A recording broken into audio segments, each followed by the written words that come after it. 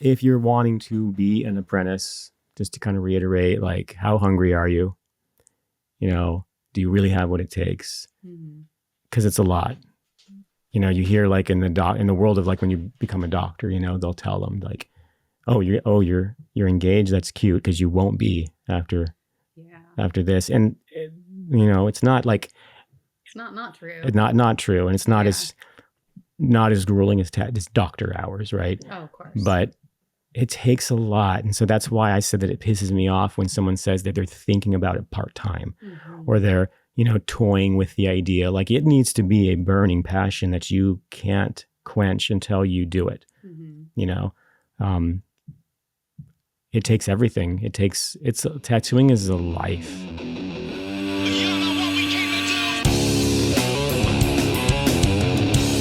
Brothers and sisters, we can't thank you enough for all your love, your support, and your faithfulness. It's been brought to my attention, if you really want to do something to bless us, to thank us, apparently simply hitting the like button on YouTube would be more impactful than what I ever knew, let alone subscribing to us on YouTube if you're not already. And then over on Spotify and Apple, please leave us a review. All of your listening and your comments to us mean the world to us. And do us a favor and just hit like on YouTube and leave us reviews on Spotify and Apple. And we're going to continue to serve you with our whole heart. Thank you so much. Hello, Tattoo Guardians. Joshua here, and welcome to a new episode of the Tattoo Guardians podcast. I'm here with my amazing wife, Nichole. Matt is actually off getting some much needed relaxation in Mexico. So we just wanted to kind of come to you today and talk about a couple of things. We get a ton of messages, which is amazing. I love them all. We get so many encouraging messages, people that have been listening to the podcast, and it's really done a lot of positive things for them. But because we're kind of in the public eye, we get a lot of questions too of just like, how would you handle this situation? How would you handle this apprentice who's just really not pulling their weight or giving a shit at all, actually? And we're not going to claim to know all of the answers, but we've got some experience, and we just thought today we talk about some of those things, certain things about how to deal with apprentices, how to deal with certain artists maybe that you're not clicking with, when is too much, and when do you actually need to let somebody go. So Nikki and I have been running shops for probably 15 years or so now together. And in the beginning, do you remember, like, we had this idea to basically just be like the super friend, right? We're not a boss. We're just a big family. We're just like, everybody just do their thing, like, it's all cool. You want to trade for a Nintendo? You go ahead.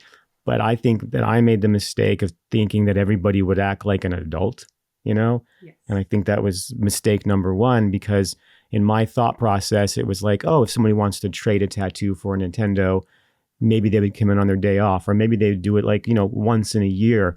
But then it kind of turned into like, that was a trade. And all of a sudden you're like, I don't know if this particular person's being super honest with me, So I think that over time we had to learn, like, if you're going to run a business, right, you do have to treat it as a business. Be the boss, right? Yeah. Do you have some thoughts on some of this? Absolutely. Yeah. We've definitely been bitten in the ass by being too nice to people that have worked for us. It's just like that parent that just wants to be the cool mom or the cool dad.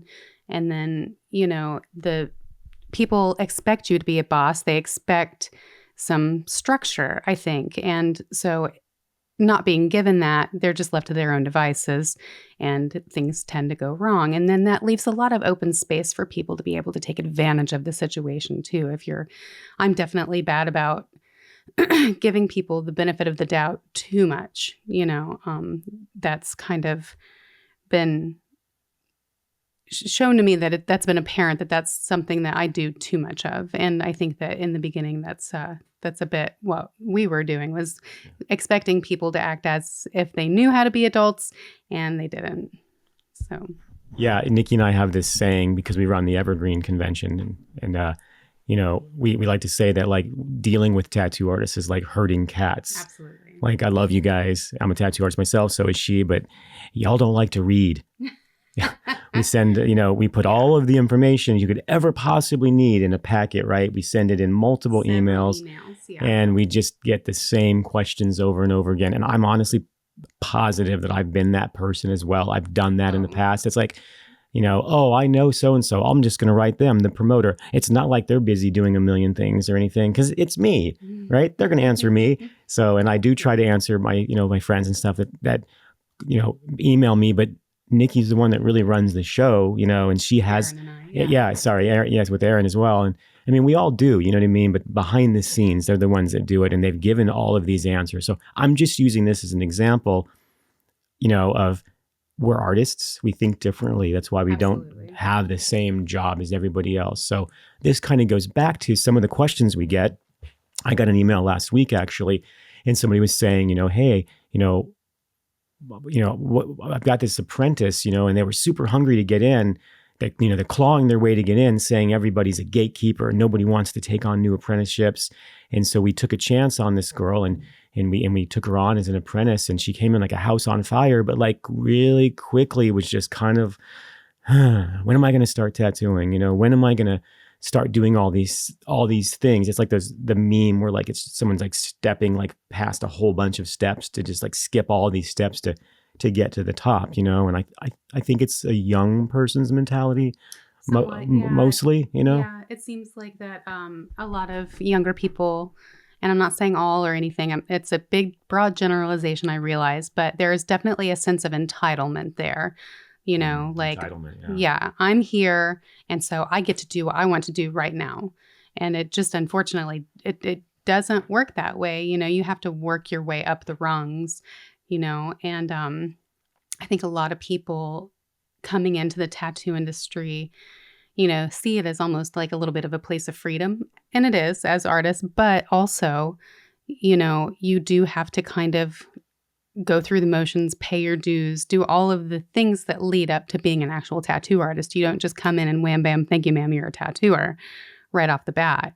And I think a lot of these people think it's just a fun, cool thing and don't realize the actual like real work and dedication that you have to put in to get to that spot.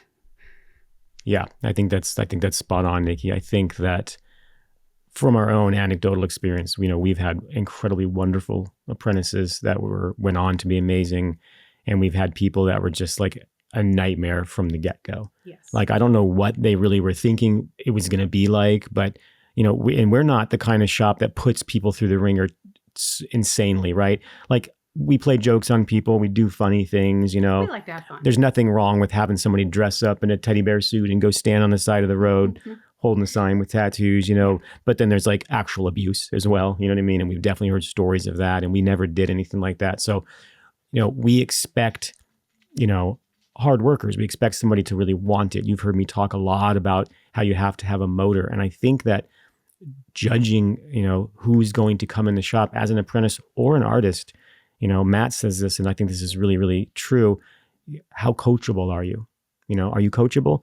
Are you willing to listen? Even if you are amazing, you probably have something to learn from somebody in the shop that's even below you artistically, right? Sure, absolutely. There's something that they're doing. A lot of tattooing is is craft and technique, and not necessarily, pardon me, not necessarily anything to do with art. Art, of course, is a huge part of it, but if you don't have your technique right, if you don't know about, your needles, your machines, all of the different elements that go into it, then you're not going to make a successful tattoo. Yeah. And I think we've just seen this time and time again. And usually from what I've seen is it's somebody that is just, it's a lot of when am I going to get to actually tattoo? Mm-hmm. Like a lot of wax on, wax off, paint the fence, Daniel's son, and they don't get that those lessons are actually happening in there. I actually took somebody on one time, and several months down the road, they were kind of like, well, I don't feel like I'm, when's the learning going to happen? You told me this and that. And it's like, I just had to break down like all the times that they had been learning, and I saw it click in their face. They were just like, oh my gosh, I didn't even realize I was learning to apply these things. You know what I mean? And this artist has gone on to become really successful. They just had to get out of that mindset, right? They had to get out of that mindset of like, when am I going to get mine? Mm-hmm. So I don't think that most of us are being the gatekeepers that people think. Like, yeah, we're really protective of the tattoo industry. I think we should be. I think we should continue to be. It is an amazing, sacred art form. It's one of the last actual art forms. AI has taken over a lot of things. Like we're one of the last, real tangible things. And I think it's going to be a while before AI can actually do the tattoo, right? Like it could actually, you see about once every couple of years, there's some crazy machine that some college students have put together that's going to tattoo you. And then you watch the video and it's like the worst, shittiest tattoo ever. And it's way too deep. And, a machine is like just holding a tattoo machine and there's no stretching and it's not close, right? It's not even close. Like we can have AI make designs for us and stuff, but we still need us as real artists. And even if AI were, and I'm kind of spinning off on the topic here, but even if AI were to take over, I don't know. I feel like the real human tattoo artist would be worth even more, right? It sure seems like it. Yeah, because if you have these let's say that someone could do these incredible tattoos. This is a topic I'm interested in. I'm sorry, a machine, AI, right? Like, I mean, literally a photograph, right?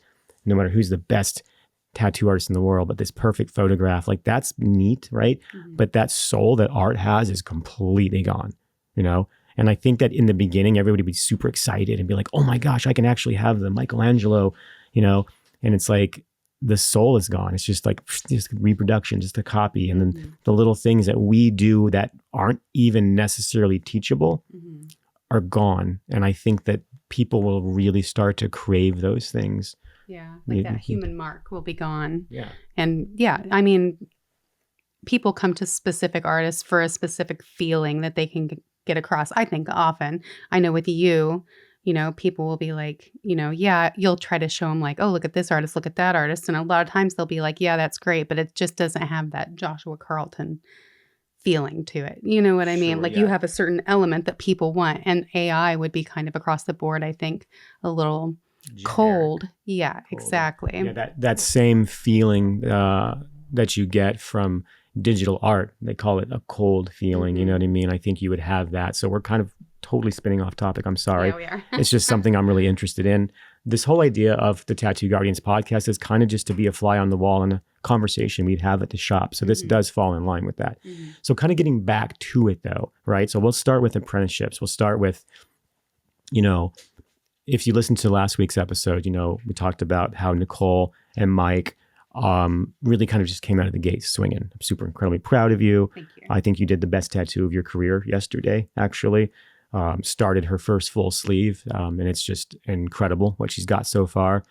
And, the questions were kind of like, why? What was different between you and Mike and a lot of these people that are newer? And I really, we covered a lot of ground on that. There's so many little nuances that make that. But I think that side of it has changed. But I think the people who want to come in and don't really know what the world of tattooing is hasn't changed as much, right? Because we can get a tattoo pen on Amazon for $12-15 now. And like, we kind of can't really unring that bell. You know what I mean? Like, because you can even get fake skin and all this stuff. So you can practice at home. And there's all these ways to get into it artistically, right? But I don't think people really understand the monumental amount of work that has to go into it to become a really successful tattoo artist. So for instance, you sat with me for, 20 years in my tattoo career, kind of sometimes thinking about tattooing, but you really paid attention, right? So by osmosis alone, you just kind of know things. You know how to put tattoo machines together. You know how to deal with clients. You know how tattoo shops run. Even when you weren't tattooing, you were running tattoo shops, right? So Mike, producer Mike, for 3 years prior to him apprenticing, was witnessing tattoos in the background, was recording the podcast. So he's listening to these conversations. Again, osmosis, right? So he's soaking all of these things in. So all of this knowledge is accumulated over time.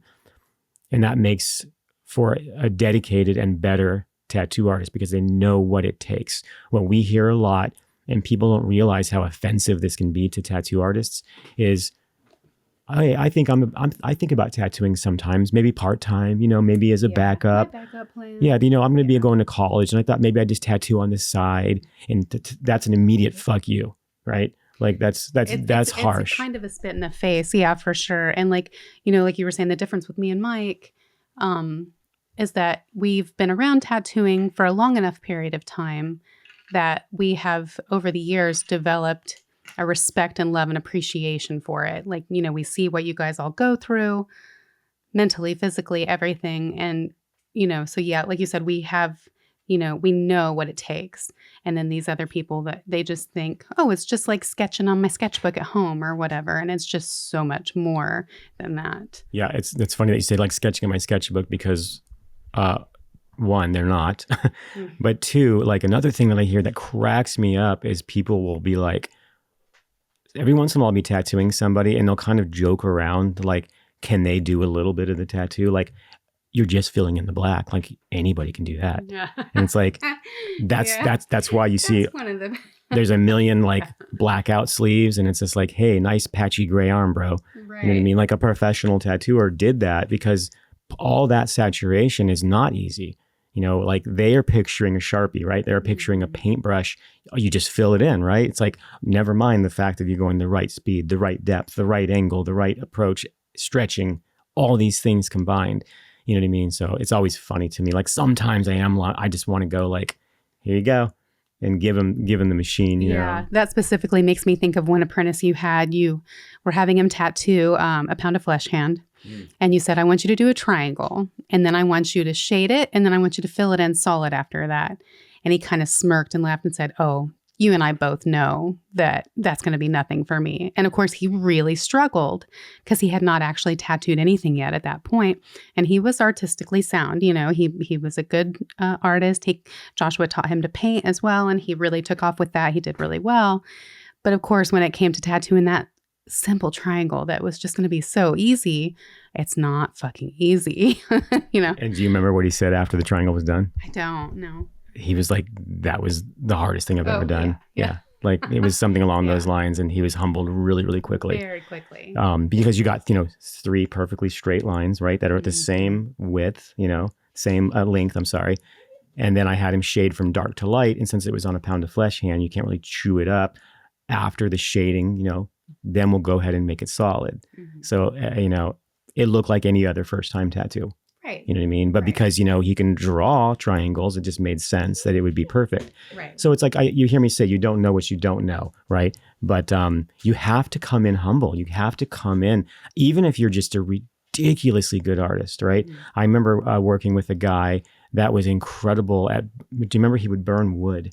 Yes. He was such a good artist. Like he started out as a client and he would bring his own designs in and they were really good. They were usually pretty much ready to tattoo. And I was like, do you ever consider tattooing? You're so talented. And he's like, I think about it sometimes. And he started bringing in these wood burnings that he was doing and they were unbelievable. It was like, oh my gosh, so I was like, you're so talented. Like I would be willing to help you. And it was exactly the same thing. He just was like, oh, well, I've got, a job and this and that. And I got all that. And he just wasn't willing to put in even part-time, you know what I mean? Right. And he like kind of dicked around with it and stuff and never became. He wasn't serious. He never became a tattooer. So he wasn't serious. So I guess what I'm getting at is there's still a lot of old school stuff that's not gatekeeping or old school mentality or dinosaur mentality. There are some things that are planted there for a reason. You know what I mean? Like I'm even a believer. I'm trying to think of the right way to say this in today's politically correct world, but there should still be a little bit of an element of fear walking into a tattoo shop. Not the kind of fear that you're going to get beat up. No. That you're not going to, that you're not in a safe area, but it should be a little magical, right? Yeah. That feeling of I don't really know what to expect. How much is it going to hurt? And this and that. There should be a little bit of that still, right? A little bit of that brings the respect that I feel like anyway that you should have. This thing is a permanent thing that you're doing on somebody's body forever. So both as a client, as a prospective tattooer, and as a tattooer, that definitely needs to be there. I think that's a really important element. Yeah, I think I'm right in saying that the reason that where this history comes from is back in the day, let's just face it, a long time ago, a lot of tattooing was from criminals. Yeah. It was in the prisons. And then when you got into like Coney Island and you got onto the Pike and you got these, people that were kind of like tattooing in the back of arcades, these were oftentimes criminals who kind of found like a straight laced thing to do. It's like, hey, I don't have to steal. This is a thing I can actually do, right? And out of that birthed traditional tattooing, right? They weren't necessarily amazing artists, so they simplified down into this distilled version of something that they could do, right? Which became this beautiful folk kind of art that we fell in love with. To this day, I still not only love a traditional tattoo, but it's like the more traditional, the more I love it, right? Absolutely. Like I do love neo-traditional, all that, but like when you get in Sailor Jerry and original Ed Hardy, and when you get into these real, traditional tattooers, Burt Crack, there's a magic, that same kind of feeling I just mentioned, like when you walk into a tattoo shop and you're a little scared of the nervous feeling.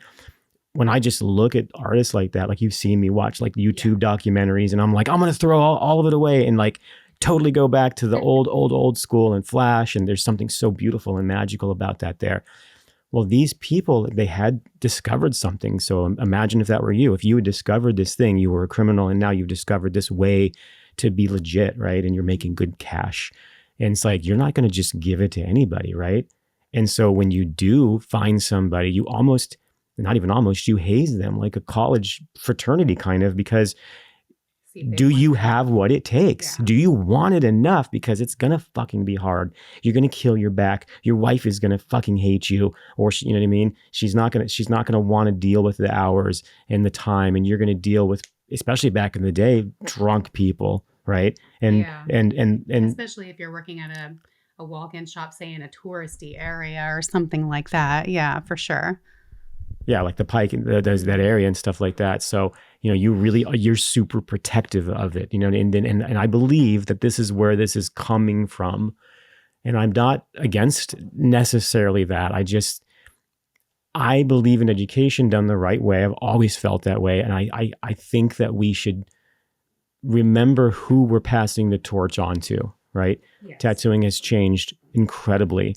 And I feel like if somebody really, truly at the heart wants tattooing, like it's going to happen, then I would really like to try to guide them the right way. So not just artistically, but even dialing it back and giving them, who came before them. You guys have heard me before say that we're standing on the shoulders of giants, which, by the way, yesterday I was messaging somebody and I texted, hey, don't forget you're standing on the shoulders of giants. And somehow my phone corrected it to you're standing on the shoulders of gonads. So that's how my day went yesterday. But we are. My clients and I a really good chuckle. Yeah.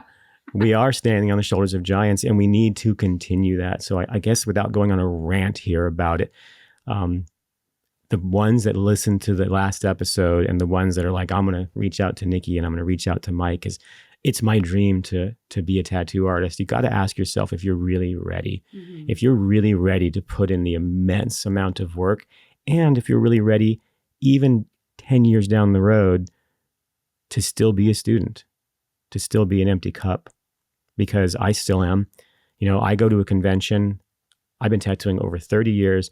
What was one of the first things I do? I walk around. You see me, right? I walk around and I see people that I've never seen before. And there's always some 19-year-old kid that I've never heard of that smokes me. Yeah. And what do? I meet them. I ask if I can pull up a chair. I watch them, right?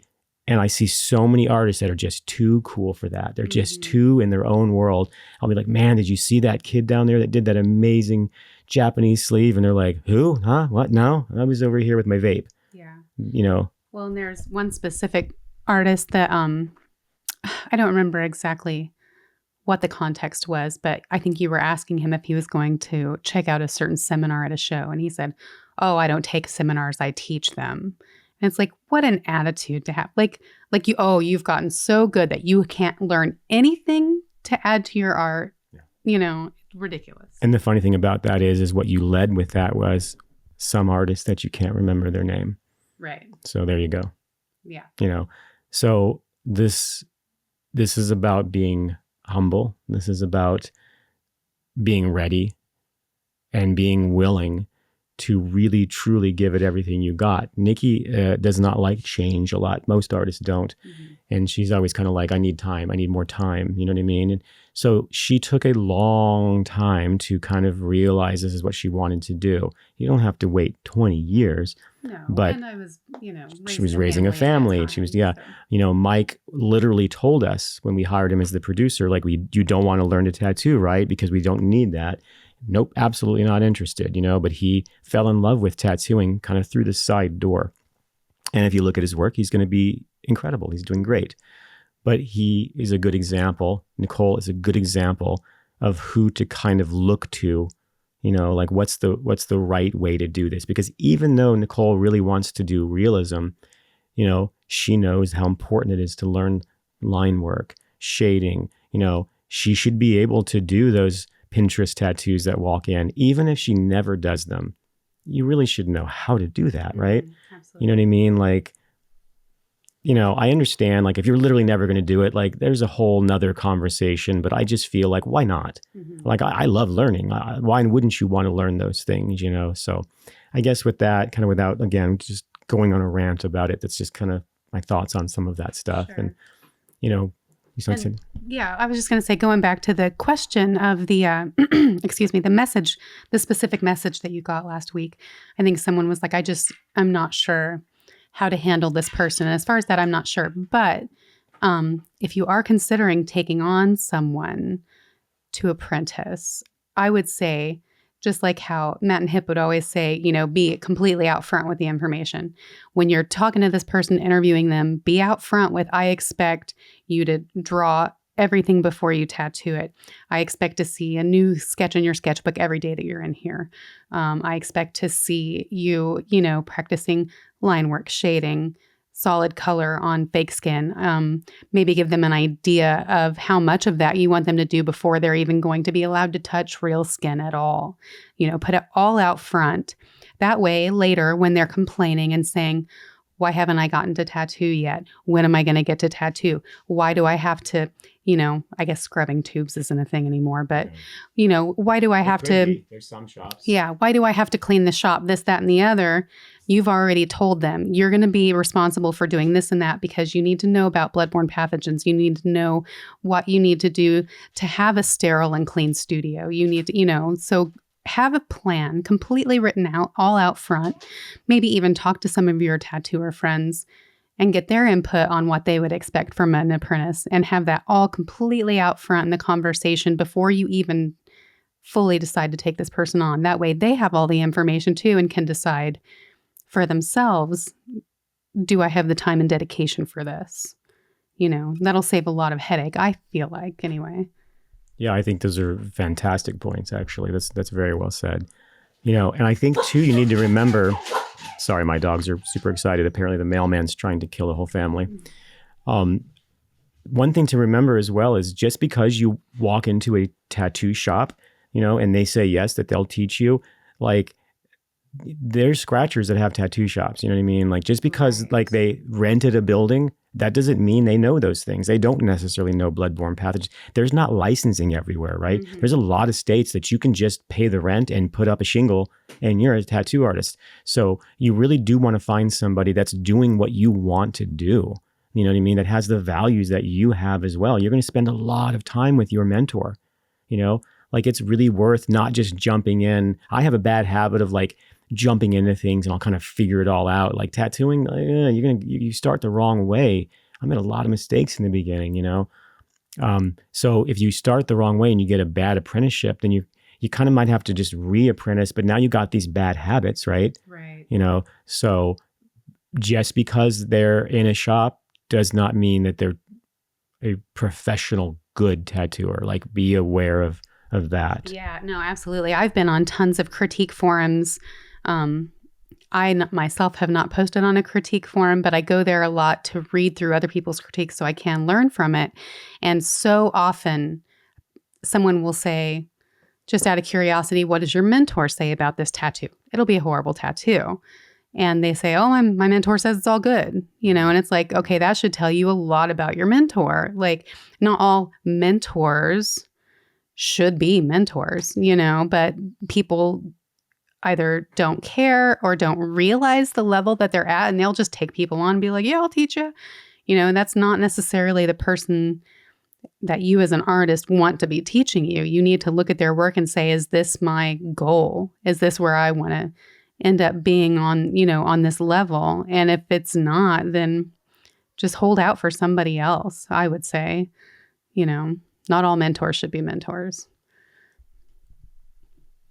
Yeah, I think it's like anything else in life. Like when we're kids, we kind of just feel like adults know everything, right? And then you grow up and you realize that we're all just kind of figuring it out. And like sometimes you're like, I don't even know how we got this far. Yeah. I mean, it's honestly no different than even when people go to medical school. Like not all doctors are amazing. I was misdiagnosed with my cancer. I was misdiagnosed a couple of times, actually. I was told you was too young to have cancer. Like insane to me. You know what I mean? So due diligence, I guess, is really more than anything what I'm saying. On both ends. On both ends, absolutely. Yeah, due diligence, always, for everything in life.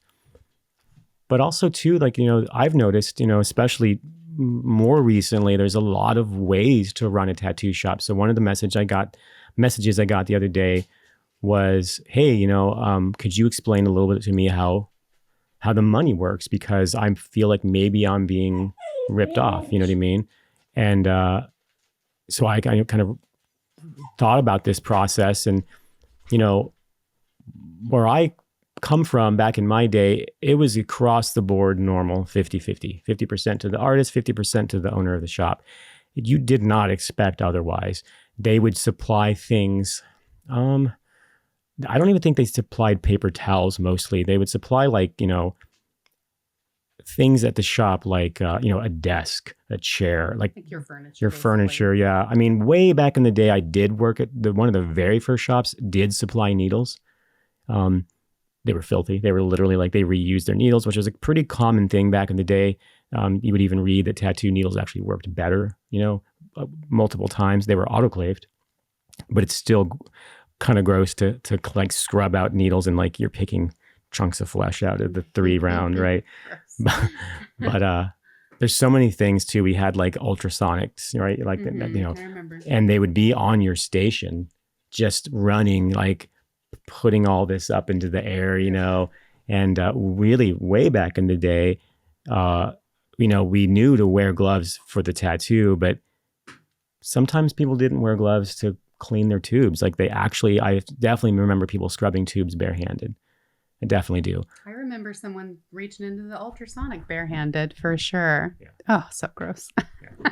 The things you learn. I knew a tattooer. A lot of tattooers would always have like the toothpick. That was like a common thing. You got a gold tooth and a toothpick all the time. Mm-hmm. And they would go up and they would watch one of the younger tattooers and he would take his toothpick and you should darken that. He would touch the bloody tattoo and then pop it back in his mouth. And even then I was like, oh my God. Oh my God. Yeah. I should someday. I'm going to write a book, Tales from the Other Side of the Needle. Like it's someday.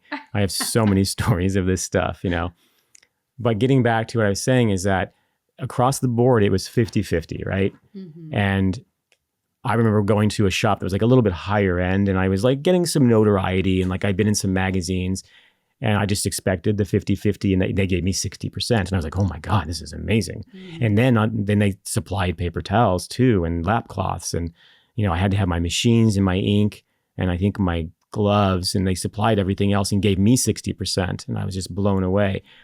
So nowadays you hear of several different things. I think you still hear of some 50%.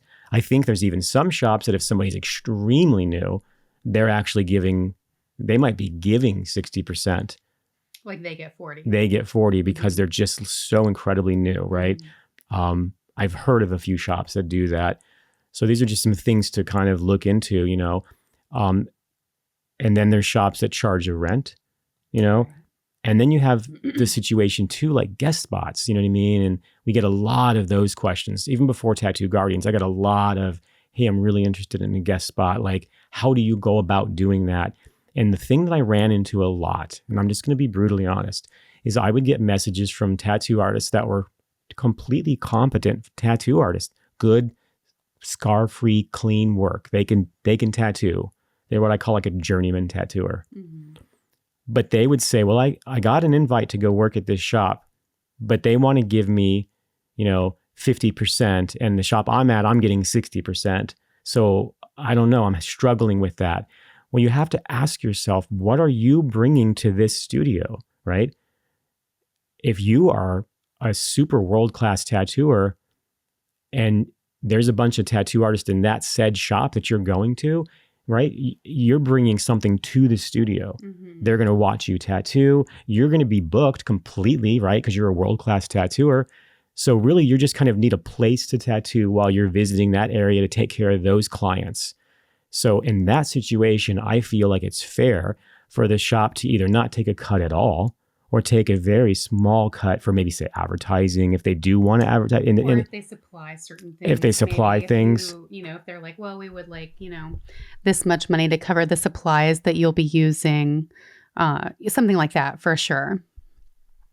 Yeah, you know what I mean? So you have to ask yourself what you are bringing to the table. And if the shop is the one that's bringing something to you, right, then you should be humbled and prepared, whatever the cut is. You know what I mean? So if you are your regular journeyman tattooer and you're going to this studio and it's got an artist that you really admire, one, get tattooed by them while you're out there and pay fucking attention.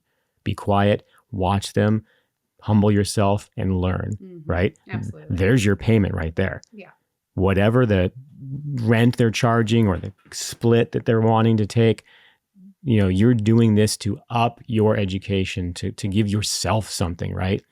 But like I said, if you're coming at it where you're not really anything special yet, you really can't demand a lot. I've definitely heard of artists who are like, oh, I was going to go over here, but they want this much every day. Even if I don't tattoo, they're charging me $300. And it's like, well, if you're not bringing anything, right. If you're there and this sounds harsh maybe, but if you're there and you're taking up space in their studio where someone else could be bringing in money and you're maybe learning from their artists that are there, well, yeah, I mean, that's kind of how it is.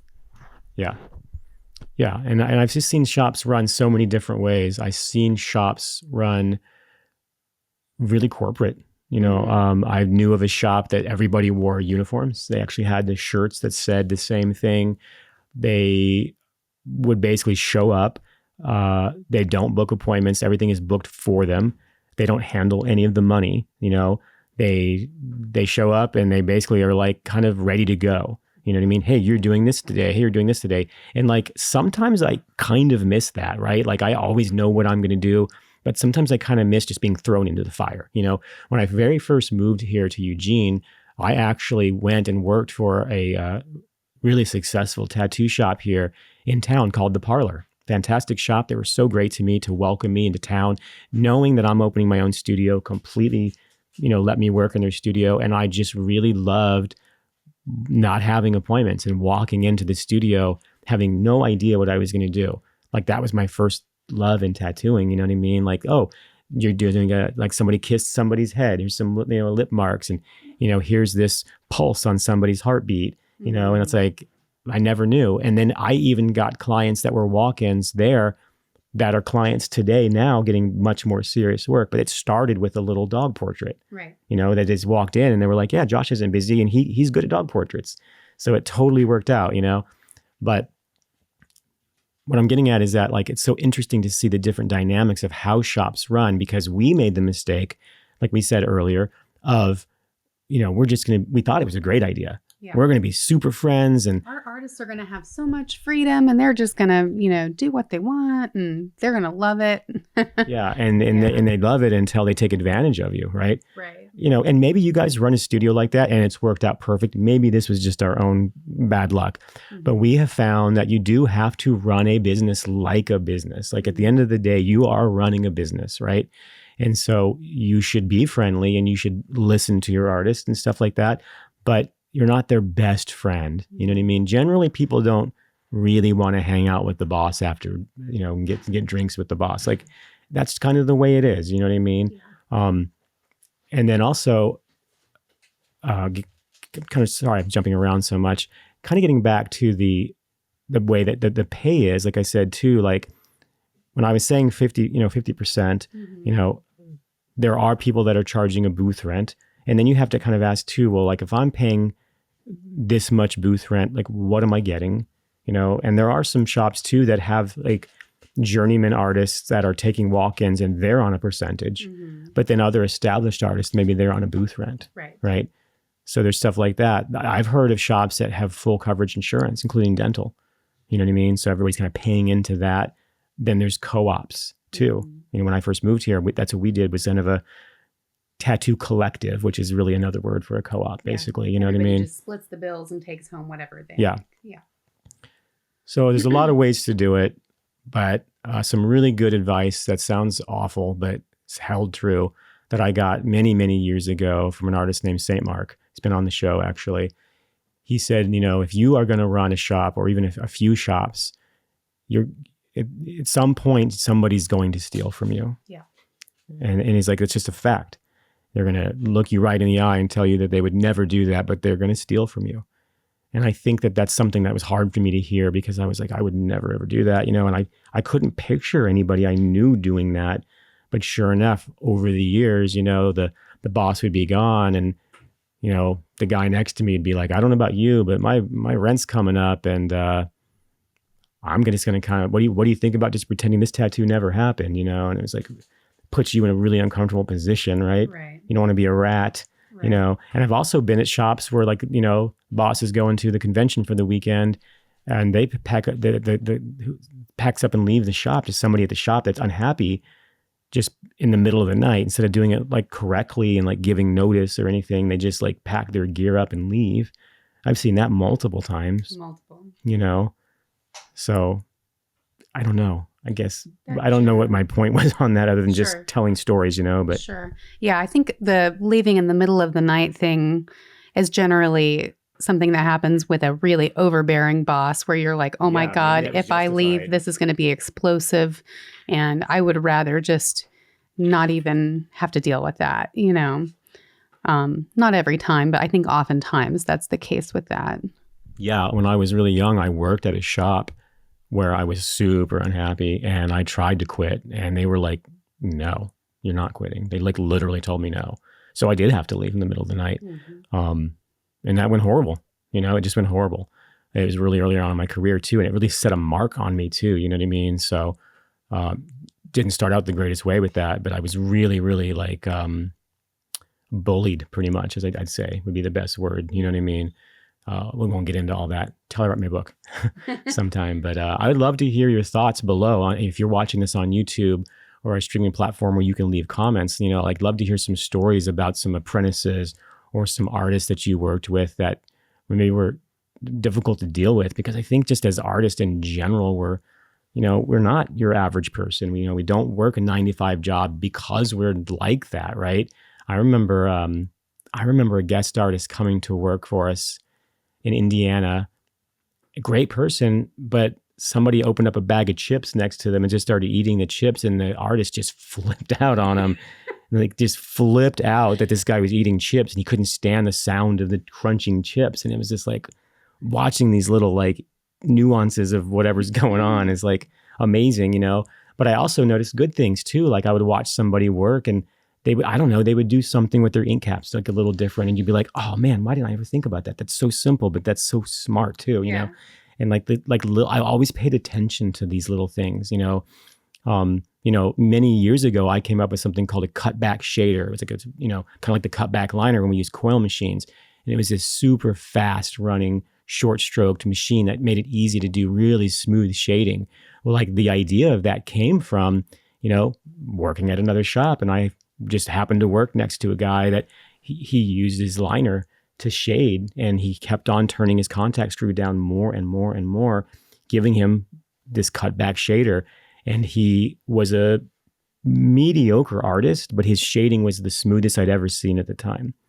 And it was like, you need to try this, you know what I mean? And so, you know, I kind of tried that out, and I kind of forgot about it. And then years later, I kind of like bumped into it again accidentally. But you never know what you can learn from somebody. Like, they don't have to be amazing. You know, there's a skill set that they might have, you know what I mean, that's worth listening to. And that's the reason that I walk around conventions, and I stay late at the shops that I work at. And even today, I still do guest spots. I'm so fortunate enough that I'm going to Seattle to do a guest spot with Archie at Blood Orange Tattoo. It's in Seattle, right? Mhm, Yeah. yeah. I'm super excited about that. Like, that's an honor for me. Like, Archie's an incredible tattooer.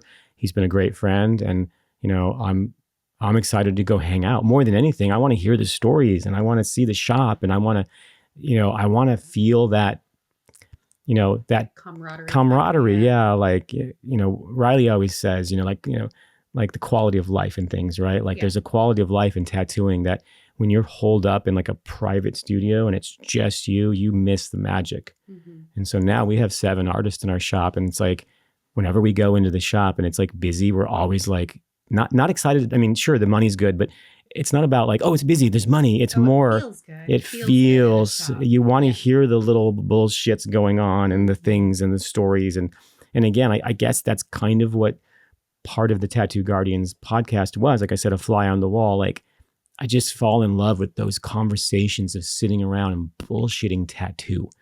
And I want to get back to that. You know what I mean? I know this podcast is absolutely all over the place today, but I feel like we're saying some things that people want to hear as well. So I apologize for that. I hope this has been something that's been enjoyable. Yeah. Again, please leave a comment below if you've got some cool stories. Do you think I should write a book? I do have a lot of stories. If I were to write something, would you guys be interested in hearing it, in reading it? I've definitely got some funny stories. I don't know if I've ever told this one, but I'm going to tell one now. Actually, we had, one of the first times when I ever knew you could have cameras in the shop.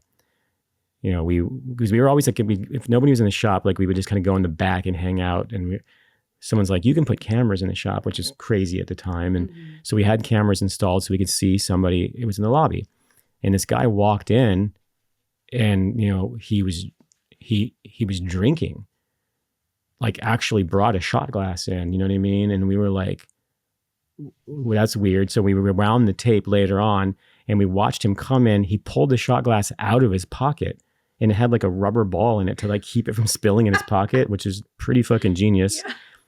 And like popped it out and like, drinking. And then when we came out in the lobby, he lit up a cigar. So he was drinking and he had a cigar, and we're like, you can't smoke in here. And he's like, I'm not smoking, I'm just holding it, like his lit cigar.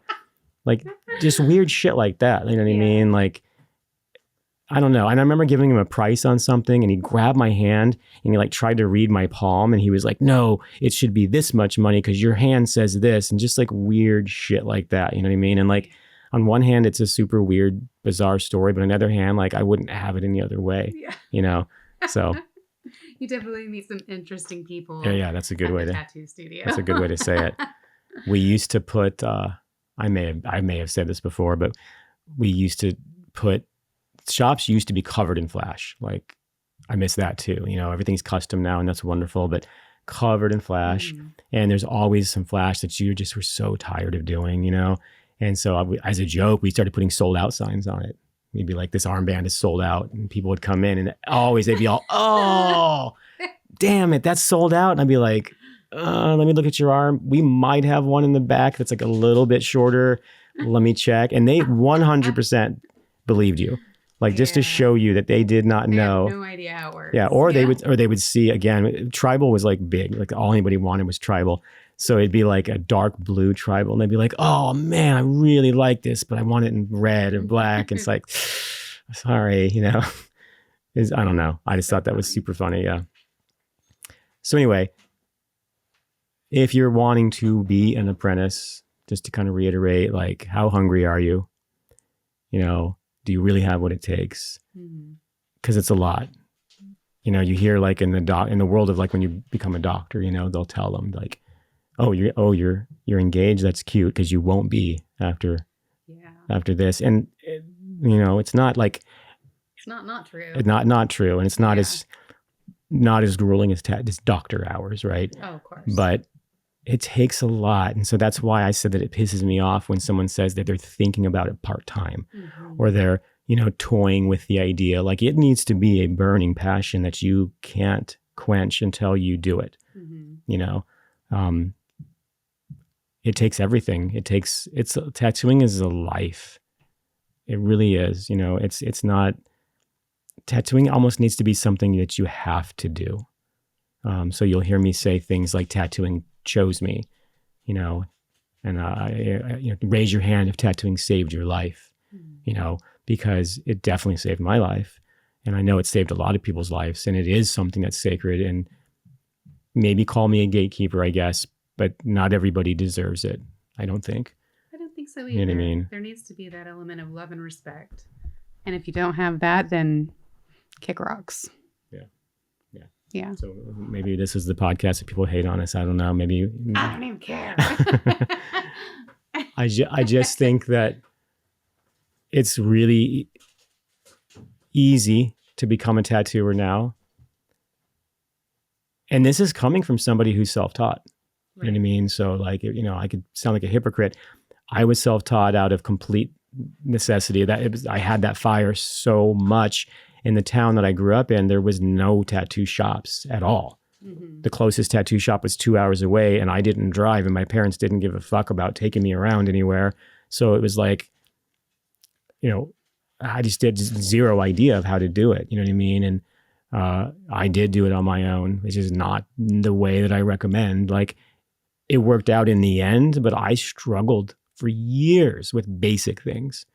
Like, one of the reasons that I think that I saturate tattoos really well is because I was so fucking horrible at it. Mm-hmm. You know what I mean? So I overcompensated.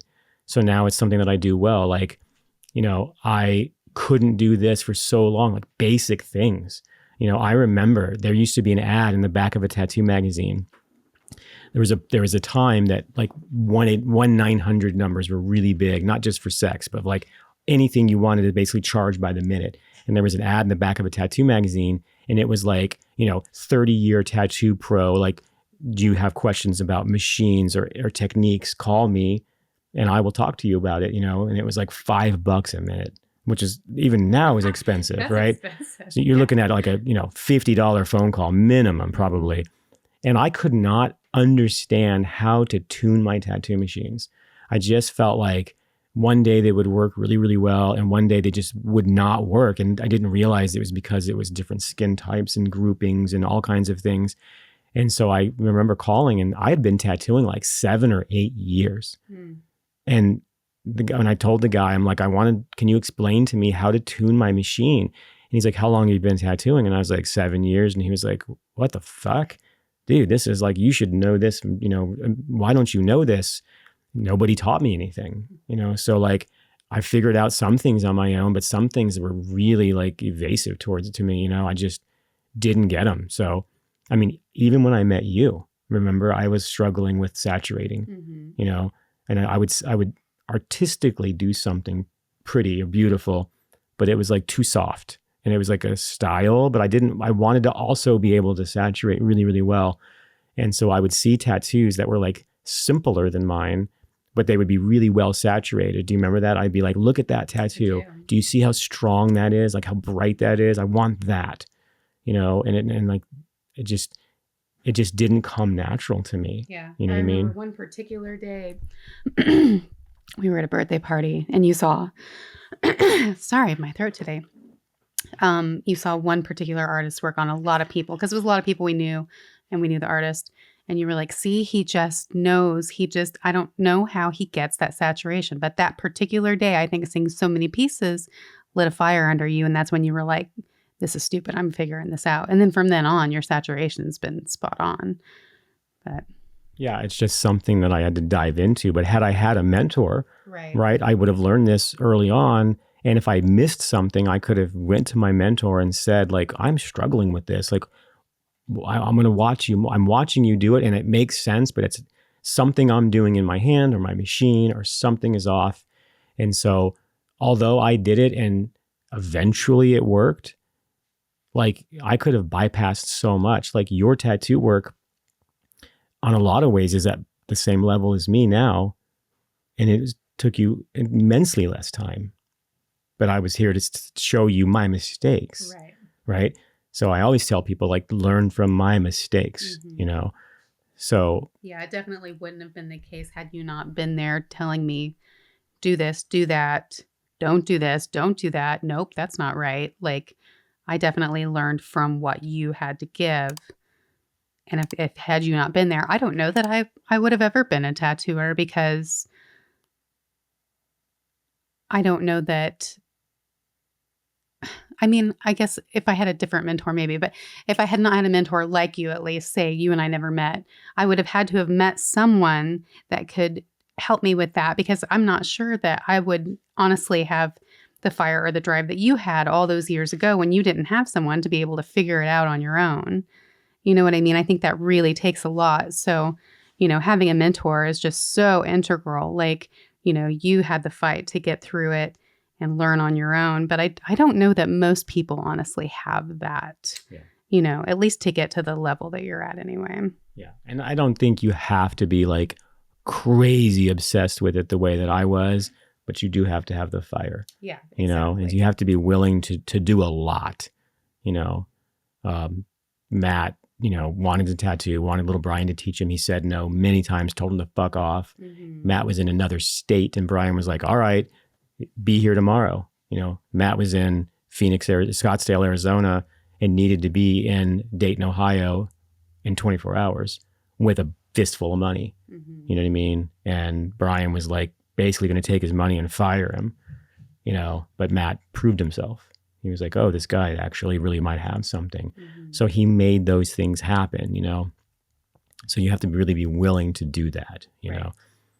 So I guess kind of in closing of all of this, again, this is about, the fire inside. Like, do you have it? And if you really, really have it, just you cold calling or cold emailing all the tattoo shops in your area is not enough. If you really, really have a burning desire, here's what I would do. I would go to that shop that you want to be a part of. Right. First of all, I would get tattooed. Get tattooed a few times. Mm-hmm. Be nice. Show up on time. Don't stink. Smell nice. Be prepared. Don't be a pain in the ass client. Be a client that they're like, oh, Joe's coming in today. Joe's great. Mm-hmm. Sherry's coming in. We like tattooing Sherry. When organically it can come up, maybe mention that you're an artist or something like that.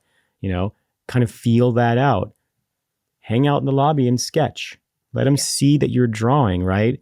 Suddenly you've been around the shop enough that they know you by your first name, and you just maybe jump in and say, hey, can I sweep the floor for you?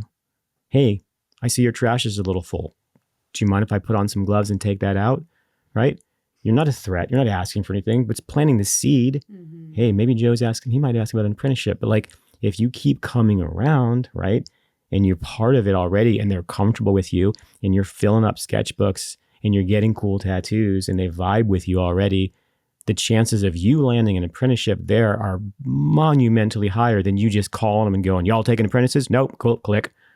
Yeah. And then you mark it off your list, right? And then you go to the next shop. And then if you get lucky, you might get into some shop that might not even be the shop for you at all. So now you're getting bad habits, right? So I know that there's a lot of people out there that write us and they say they want it more than anything, but that's what I would do today. And I think that that's a pretty good, solid, show up, be present, be willing to do whatever you have to do to make it happen, because you've heard me before, 5 years is going to happen whether you do something or not. So in 5 years, you could be, 4 years into tattooing, mm-hmm. right? Or you could still be bitching online somewhere that everybody's gatekeepers and nobody will take you. So, yeah. Well, guys, I appreciate it. I hope this was okay. I know it was all over the place. Just wanted to kind of just have a conversation with you and my amazing wife, Nichole, who I'm incredibly proud of. I'm so excited to see where you go with this. I know it's going to be huge. I'm not done yet. I think I got a lot of years inside of me still for tattooing. I love tattooing more than I ever have. I still feel that magic that I talk about. After all of these years, I still feel the magic. And I'm so thankful that tattooing chose me. Until next time, guys.